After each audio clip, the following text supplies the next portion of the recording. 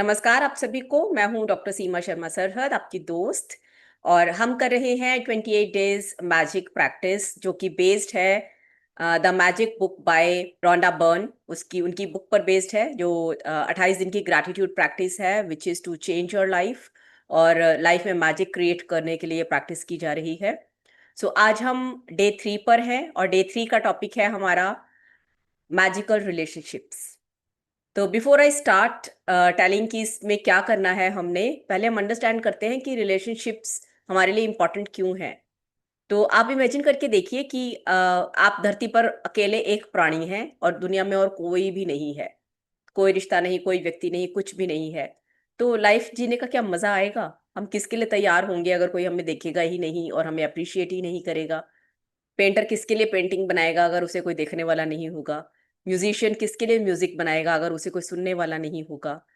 हम एक जगह से दूसरी जगह ट्रैवल करने का भी क्या ही मजा होगा अगर हम अपने एक्सपीरियंसेस को किसी के साथ शेयर नहीं कर सकते या बांट नहीं सकते। तो लाइफ में कुल मिलाकर प्लेजर और जॉय अगर चाहिए तो लोगों का होना जरूरी है, रिश्तों का होना जरूरी है। राइट? दूसरे लोगों के साथ हमारा जो रिश्ता होता है, वही हमारी लाइफ में नए नए रंग ऐड करता है, स्पाइस ऐड करता है, मीनिंग और पर्पस ऐड करता है हमारी लाइफ में। वो इतना इम्पैक्टफुल होता है कि लाइफ में हम जो भी करते हैं वो किसी न किसी रिश्ते को ध्यान में रखकर ही करते हैं डेफिनेटली। चाहे वो हमारे पर्सनल रिलेशनशिप्स हों, हमारी फैमिली के साथ, हमारे दोस्तों के साथ, हमारे कलीग्स के साथ या समाज के साथ, किसी भी तरह का हमारा रिश्ता हो, हम उसको ध्यान में रखकर ही अपने सारे एक्शंस करते हैं। कहीं ना कोई कोई गोल होता है कि हमने उस रिश्ते में ये जॉय अचीव करना है।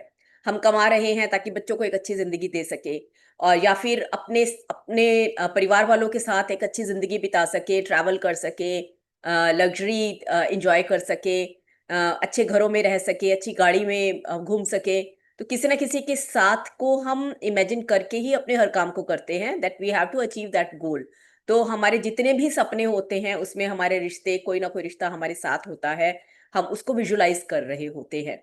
तो अगर वो मीनिंग और पर्पस ऐड करते हैं रिश्ते हमारी लाइफ में, तो क्या ये ज़रूरी नहीं कि हम उन रिश्तों को नर्चर करने के लिए कुछ ना कुछ करें? डेफ़िनेटली शायद ही कोई इंसान इस दुनिया में ऐसा होगा, जो अपने रिश्तों में प्यार, रिस्पेक्ट, स्टेबिलिटी नहीं ढूँढ रहा। हर किसी को प्यार चाहिए, हर किसी को रिस्पेक्ट चाहिए। बस प्रॉब्लम ये है कि हम सब माँग रहे हैं, दे कोई भी नहीं रहा किसी को। माँगने में लगे हुए हैं। सो आज हमें ये समझना ज़रूरी है कि हम ग्रैटिट्यूड प्रैक्टिस जो कर रहे हैं 28 डेज़ की, आज हम मैजिकल रिश्तों को ध्यान में रखकर करें। कि जब हम ग्रैटिट्यूड को प्रैक्टिस करना शुरू करेंगे अपने रिश्तों के लिए, तो हम उसे चैनल बना लेंगे लाइफ में मैजिक क्रिएट करने का एक।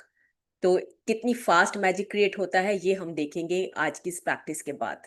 बहुत सारे सेजेस की विज़डम ने भी हमें ये बताया है, हमारे शास्त्रों ने भी हमें बताया है और साइंसेज़ ने भी इस बात को प्रूव किया है कि जो व्यक्ति रिश्तों में ग्रैटिट्यूड को प्रैक्टिस करता है या ग्रैटिट्यूड को शामिल करके रखता है, अपने रिश्तों के प्रति ग्रेटफुल होता है, वो अपने क्लोज़र रिश्तों में जल्दी प्यार आकर्षित करता है, क्लोज़नेस आकर्षित करता है, लव एंड रिस्पेक्ट आकर्षित करता है। और उसके अलावा बाहरी दुनिया की तरफ से भी उसे प्यार और रिस्पेक्ट की नज़रों से देखा जाता है, क्योंकि वो लव को और ग्रैटिट्यूड को वाइब्रेट कर रहा है और वही हर जगह पहुँच रहा है। तो ना केवल उसके आस-पास के रिश्ते उससे इन्फ्लुएंस हो रहे हैं, बल्कि दुनिया भी इन्फ्लुएंस हो रही है, हर वो व्यक्ति जो उसके कॉन्टैक्ट में आ रहा है। तो इतना एक्सटेंसिव इसका इम्पैक्ट होता है जब हम रिश्तों को लेकर ग्रैटिट्यूड की प्रैक्टिस करते हैं।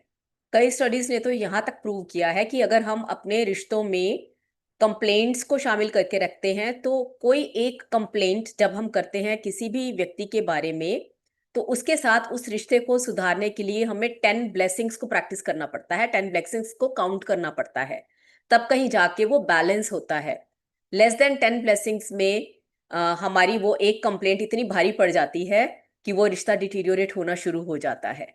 तो इसलिए ग्रैटिट्यूड को प्रैक्टिस करना बहुत ज़रूरी है। और जैसे-जैसे हम किसी रिश्ते में ग्रैटिट्यूड को प्रैक्टिस करते चले जाते हैं, तो हमारे रिश्ते का रंग बदलने लगता है, उसका रूप बदलने लगता है। और जितना ज़्यादा प्रैक्टिस करते हैं, उतना ज़्यादा हमारा रिश्ता नर्चर होने लगता है, फ्लरिश करने लगता है उस व्यक्ति के साथ। क्योंकि रिश्तों के प्रति जब हम ग्रेटफुल होना शुरू कर देते हैं, तो ना केवल वो रिश्तों के प्रति हमारा नजरिया बदलना शुरू कर देता है, बल्कि वो हमें भी ट्रांसफॉर्म करना शुरू कर देता है। हमारी अपनी पूरी पर्सनालिटी, हमारा अपना पूरा बिहेवियर ही चेंज हो जाता है। आज हमारा बिहेवियर, हमारा एटीट्यूड कैसा भी हो, कितना भी नेगेटिव क्यों ना हो, लेकिन जैसे जैसे हम रिश्तों को लेकर ग्रेटफुल होना शुरू कर देते हैं, वो रिश्ते आज जो हमारे पास हैं, उनके लिए जब हम ग्रेटफुल होना शुरू कर देते हैं, तो हमारे जो मानसिकता में, हमारे पर्सनालिटी में काइंडनेस, कंपैशन, हैप्पीनेस, जॉय और लव, ये सब बढ़ना शुरू हो जाता है। और जितना ज़्यादा ये बढ़ेगा, हमारे हमारे रिश्ते उतने ही ज़्यादा फ्लरिश करेंगे। और ये सब इतनी आसानी से होने लगता है सिर्फ ग्रैटिट्यूड को प्रैक्टिस करने से ही, कि हमारे अंदर ये जो वर्च्यूज़ हैं वो अपने आप डेवलप होने लगते हैं। हमें पता ही नहीं लगता कब हमारे अंदर ये डेवलप हो गए, कब हमारे अंदर की नेगेटिविटी खत्म होनी शुरू हो गई, कब हमारे अंदर से वो जो एंगर, वो इरिटेशन, वो अनॉयंस, वो खत्म होना शुरू हो गया और कब उनकी जगह काइंडनेस, कंपैशन, लव ने ले ली, हमें पता ही नहीं चलता। Just by single practice of gratitude towards the relationships. दोस्तों, जब हम रिश्तों के प्रति ग्रेटफुल होना शुरू कर देते हैं ना, तो हमारी वाइब्रेशनल फ्रीक्वेंसी चेंज होने लगती है, वो हाई होने लगती है। और हमें लोगों को बदलने की ज़रूरत नहीं पड़ती। वो लोग जो हमारे बारे में अच्छा नहीं सोच रहे या हमारे प्रति अच्छा बिहेवियर नहीं रख रहे, उन्हें बदलने की ज़रूरत नहीं पड़ती हमें। जब हम अंदर से ट्रांसफ़ॉर्म होने लगते हैं, तो वो लोग अपने आप बदलने शुरू हो जाते हैं। ऐसा हम एक्सपीरियंस करते हैं, ऐसा हम देखते हैं कि वो मैजिक अपने आप क्रिएट होने लगता है, कि उनमें चेंजेस खुद ब खुद आने लगते हैं, क्योंकि हम अंदर से चेंज हो गए। राइट? और हम क्यों चेंज हो गए? क्योंकि अब हमारा फ़ोकस शिफ्ट हो चुका है। पहले हम शिकायतों के बारे में सोच रहे थे, क्रिटिसाइज़ करने के बारे में सोच रहे थे, ब्लेमिंग के बारे में सोच रहे थे। हम ढूँढ रहे थे कि कहाँ ब्लेम करें इसे, कहाँ इसे क्रिटिसाइज़ करें, कहाँ इसकी फ़ॉल्ट्स ढूँढें। लेकिन अब जब हम ग्रेटफुलनेस प्रैक्टिस करते हैं, ग्रैटिट्यूड को प्रैक्टिस करना शुरू करते हैं रिश्तों में, तो हम उस व्यक्ति के अंदर वो चीज़ें ढूँढने लगते हैं, जो हमें अच्छी लगती हैं, जिनके प्रति हम आभार व्यक्त कर सकते हैं, जिनके प्रति हम थैंकफुल हो सकते हैं। तो जब हमारी सोच की दिशा बदल गई, तो डेफिनेटली हमारा फोकस कहीं और हो गया, हम बिजी हो गए अच्छी चीजें ढूंढने में। तो हमारा माइंड नेगेटिव चीजों से हट चुका है, तो ऑब्वियसली हमारी अपनी फ्रीक्वेंसी चेंज होगी। और हमारी फ्रीक्वेंसी जब चेंज होती है, तो हमारा एनर्जी फील्ड टच करता है सामने वाले के एनर्जी फील्ड को, और वो उसे भी इन्फ्लुएंस करना शुरू कर देता है। उसके अंदर भी वही वाइब्रेशंस आने लगती हैं जो हम अपने अंदर डेवलप कर रहे होते हैं। तो ये बहुत मैजिकली काम करता है। इसीलिए कई संत महात्माओं ने, कई महापुरुषों ने भी हमें शुक्राना करने की सलाह दी है। वो कहते हैं कि हमेशा शुक्राना में रहो, शुक्रिया अदा करते रहो। क्योंकि जब हम दूसरों के प्रति थैंकफुल होते हैं and accept them as they are, तो हमारा रिश्ता सुधरने लगता है। आप सोचकर देखिए ना, कि अगर हमारे आसपास के सब लोग हमसे हर रोज ये कहना शुरू कर दे that I love you Seema, just as you are, the way you are, I love you as it is and I accept you as you are। तो ये शब्द अगर जब हमें कोई कहता है, तो हमें कितनी खुशी मिलती है। तो वही खुशी क्या हम दूसरों को नहीं दे सकते? यही बात हम कितनी बार किसी और को कहते हैं कि I love you and I respect you just as you are. हम ऐसा नहीं कहते किसी को। हम हर किसी को ये कह रहे होते हैं कि नहीं, मैं तुम्हें तब प्यार करूंगा या करूंगी जब तुम ऐसा करोगे। तो we always put conditions for the other person. जबकि हमारे ऊपर अगर कोई कंडीशंस लगाएगा, तो हमें वो कबूल नहीं होता। जो हम अपने लिए चाहते हैं, वही हम दूसरों के साथ करना शुरू कर दें, तो कितना कितना मजा आएगा, चीजें अपने आप बदलने लगेंगी। तो आज की इस मैजिकल प्रैक्टिस में हमने यही प्रैक्टिस करना है, that we have to accept the people the way they are and we have to be grateful for them for whatever they have. तो इसको प्रैक्टिस करेंगे हम। ऐसा करने से हमारे रिश्ते अगर खराब हैं, तो वो सुधरने लगेंगे, और अगर हमारे रिश्ते ऑलरेडी अच्छे हैं, तो वो और अच्छे होने लगेंगे, और ज्यादा मैजिक नजर आने लगेगा, और चीजों में हमें बदलाव खुद ब खुद आने वाले दिनों में दिखने लगेगा। तो अब करना क्या है? कल मैंने आपको बताया था ना कि 3 ऐसे लोगों की फोटोग्राफ्स आपने रखनी है जो बहुत क्लोज हैं आपके, और जिनके साथ आपका रिश्ता बहुत इंपॉर्टेंट है। तो ऐसे कोई भी लोग हो सकते हैं, आपकी सिस्टर्स, ब्रदर्स, हस्बैंड, वाइफ, बच्चे, माँ बाप, दोस्त, कोई भी हो सकता है, आपके uncle aunty, grand mother, grand father, कोई भी हो सकता है। ऐसे कोई भी 3 रिश्ते आप चुन लीजिए जो आपके लिए इंपॉर्टेंट है काफी, और जो आपके क्लोज रिलेशनशिप्स हैं। राइट? तो ऐसे रिश्तों की फोटोज आपने रख लेनी है। वो फोटो उसकी सिंगल फोटो भी हो सकती है उस व्यक्ति की, या फिर आपके साथ फोटो हो सकती है। तो उसमें कोई और व्यक्ति ना हो, आप और वो बस दूसरा व्यक्ति ही हो। तो 2 लोगों की फोटो हो सकती है या फिर उस व्यक्ति की सिंगल फोटो हो सकती है। तो ऐसी कोई भी फोटोग्राफ आप सेलेक्ट कर ले और उन्हें अपनी आंखों के सामने रखना है उन फोटोज को। हार्ड कॉपी में अगर आपके पास है वो फोटो एल्बम में है तो एल्बम में सामने रख ले, और अगर मोबाइल में है तो मोबाइल में उसे सेलेक्ट करके रख लें कि कौन सी फोटो पर आपने ये प्रैक्टिस करनी है। अब करना क्या है? अब करना ये है कि आराम से बैठ जाइए, लंबी गहरी सांस लीजिए, उस व्यक्ति की फोटो को देखिए और उससे जुड़ी हुई अच्छी बातों के बारे में सोचिए। मान लो आपका रिलेशनशिप उस व्यक्ति के साथ बहुत खराब है, ओके?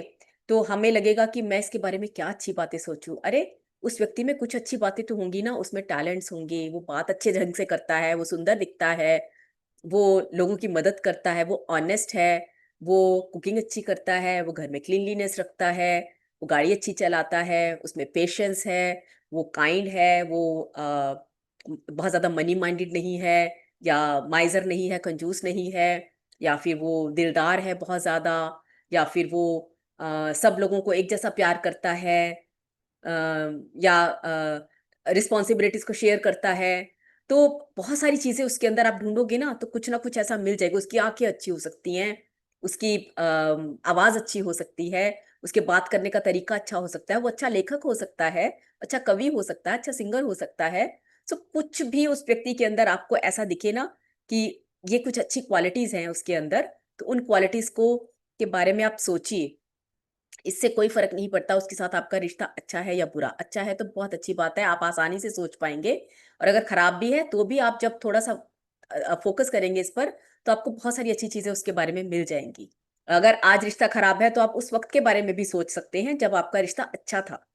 तो you can recall those times जब वो आपको सपोर्ट करता था, आपको प्यार करता था, उस वक़्त के बारे में सोचिए। So just look at the photograph and think about good things about that person, और सोचें थोड़ी देर के लिए, 1-2 मिनट के लिए, और थैंकफुल हो जाएँ, ग्रेटफुल हो जाएँ उस व्यक्ति के प्रति, और जॉय की फीलिंग लेकर आएँ, और उसके बाद अपनी डायरी उठाएँ, अपना जर्नल जिसमें हम लिख रहे हैं सब कुछ, उसमें आप उस व्यक्ति के बारे में 5 चीज़ें लिखें जिसके लिए आप उसके प्रति ग्रेटफुल हैं। फॉर एग्ज़ाम्पल, मैं अगर अपने बच्चों के बारे में लिखना चाहूँ कि थैंक यू से इस सेंटेंस को आपने स्टार्ट करना है कि थैंक यू, फिर उस व्यक्ति का नाम, फॉर वो रीज़न जिसकी वजह से आप उसके प्रति ग्रेटफुल हैं। Thank you Nupur for making me so joyful. Thank you Harshita for always keeping me in good spirits. So इस तरह से आप उसके बारे में लिख सकते हैं। या thank you so and so for always making me feel secure, always making me feel loved. तो कुछ भी इस तरह से लिख सकते हैं, 5 चीज़ें ऐसे लिखें उस व्यक्ति के बारे में। तो हमने 3 लोगों की फ़ोटोग्राफ्स चुनी हैं, तो एक व्यक्ति की फ़ोटो पहले उठाएँ, उसके बारे में 5 अच्छी-अच्छी चीज़ें लिखें, पहले सोचें कौन-कौन सी चीज़ें उसके अंदर अच्छी हैं, ग्रेटफुल फ़ील करें, खुशी महसूस करें उसकी अच्छी चीज़ों के बारे में, and then write down 5 things जिनके लिए आप ग्रेटफुल हैं अच्छी चीज़ों के प्रति। 5 चीज़ें आपने लिख ली, और वो लिखते समय उसकी फ़ोटोग्राफ्स को देखते जाएँ और स्माइल करके ग्रेटफुल होते जाएँ। 1 पर्सन डन। फिर सेकंड पर्सन की फ़ोटो उठाएँ, सेम प्रोसेस, उसके बारे में भी बहुत अच्छी-अच्छी बातें सोचें, उसकी क्वालिटीज़ के बारे में सोचें, थैंकफुल हो जाएँ, ग्रेटफुल हो जाएँ, मन में जॉय फ़ील करें उसके लिए that you you have this person in your life, और उसके साथ बिताए गए अच्छे-अच्छे पलों के बारे में सोचें, और फिर उसके बाद डायरी उठाएँ, 5 अच्छी-अच्छी चीज़ें लिखें, thank you so and so for making me feel loved, या मेकिंग मी फील हैप्पी, या for supporting me in such and such time, उस टाइम पर आपने मुझे सपोर्ट किया था उसके लिए मैं थैंकफुल हूँ। कुछ भी आप लिख सकते हैं जो आपको ग्रेटफुलनेस की फीलिंग दे रहा है। 5 चीज़ें लिख ली, सेकंड पर्सन डन। फिर थर्ड पर्सन की फ़ोटो उठाएँ, सेम प्रोसेस, उसके बारे में सोचें, अच्छी-अच्छी बातें, अच्छी क्वालिटीज़ सोचें, ग्रेटफुल फ़ील करें, हैप्पी फ़ील करें उसके बारे में कि वो आपकी ज़िंदगी में हैं, और फिर डायरी उठाएँ और 5 चीज़ें उसके बारे में लिखें। तो इस तरह से एक-एक करके तीनों व्यक्तियों के बारे में आपने 5-5 चीज़ें लिखनी हैं जिनके प्रति आप ग्रेटफुल हैं। और फिर उन फ़ोटोज़ को आप अपने साथ रखें। अगर आप घर में हैं, तो किसी ऐसी जगह पर रखें जहाँ आपकी नज़र पड़ती रहे बार-बार, और जब भी आपकी नज़र पड़े, आप उन्हें थैंक यू बोल दें। Thank you so much, I love you. Okay? और अगर आप घर से बाहर जा रहे हैं, तो उनकी फ़ोटोज़ को आप अपने बैग में रख सकते हैं, अपने पर्स में रख सकते हैं, या जो भी आप कैरी कर रहे हैं अपने साथ, उसमें रख सकते हैं उस फ़ोटो को। और मेक श्योर कि दिन में आप 3 बार एटलीस्ट ज़रूर उसे देखें निकाल कर, और जब भी देखें उसको थैंक यू बोलें, आई लव यू बोलें उस व्यक्ति को। तो आप इस प्रैक्टिस को करें। आप एक दिन करके देखेंगे ना, आपको शाम को ही चेंजेस नजर आने शुरू हो जाएंगे, because I have done it. मैंने इसे किया है तो मुझे इंस्टेंट चेंजेस दिखाई देते हैं। तो वो अलग बात है कि देर तक हम कई दिनों तक कंटिन्यू नहीं कर पाते, लेकिन आप बताइएगा आप कितने दिनों तक इसे प्रैक्टिस करने वाले हैं।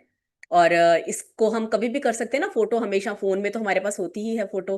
फोन में जब भी उस फोटो को देखें, उसको थैंक यू बोलें, आई लव यू बोलें, और कुछ सेकंड सोचें उसके बारे में अच्छी अच्छी बातें।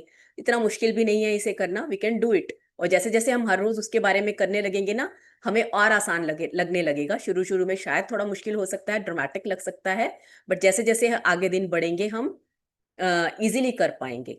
ऑटोमेटिकली हमारे मन में थैंकफुलनेस आने लगेगी उस व्यक्ति के प्रति। तो अब आप समझ गए हैं कि हम अपने रिश्तों को किस तरह से मैजिकल बना सकते हैं, कैसे मैजिक क्रिएट कर सकते हैं अपने रिश्तों में। तो इसको जब हम समझ गए हैं तो डेफिनेटली इस प्रैक्टिस को हम उतनी बार करें जितनी बार हमारा मन करे, जितनी बार हम चाहें। और हम एक रिश्ते के लिए या एक से ज्यादा रिश्तों के लिए भी कर सकते हैं, या एक ही रिश्ते के लिए हर रोज कर सकते हैं। अपने हिसाब से उसे थोड़ा सा क्रिएटिव बनाकर हम डेली इस प्रैक्टिस को करते रहें, रिश्तों के प्रति ग्रेटफुल होने की प्रैक्टिस को करते रहें। जर्नल में लिखते रहें कि I am thank you so and so for this this this.